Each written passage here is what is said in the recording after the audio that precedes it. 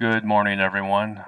Just wanted to make a video this morning about the silver trade that we took in the Discord group and why we took it.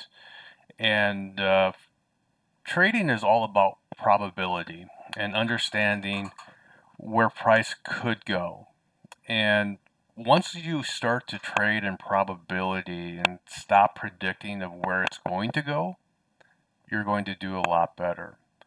And so this was a trade that I had brought up in the Discord simply because on the month we had this tremendous breakout here from 24. And what will happen is that as we start to move up, you'll get more and more traders who FOMO into this trade, fear of missing out. And the reason I like this trade is because look at this tight consolidation on the month, and then they actually went to up here the previous month, and they just moved this thing up as fast as they could, and so many people started to chase this trade.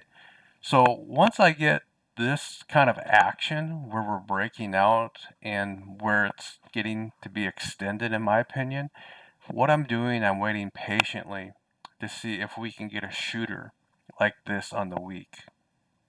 And so once this candle closes and we get a shooter, I'm watching to see whether or not price the next week can get below or above. And in this case, you can see what we did. We paused. We threw a 1 right here the next week, and then the next week we gapped down.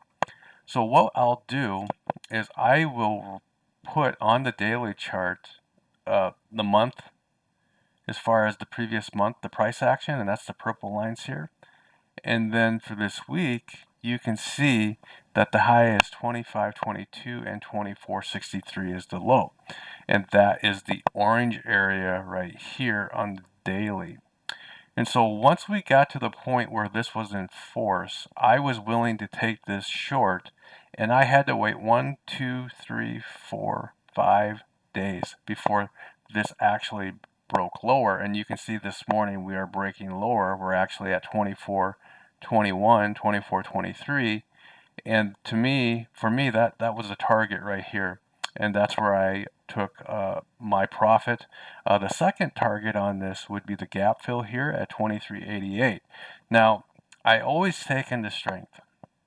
That's just how I trade.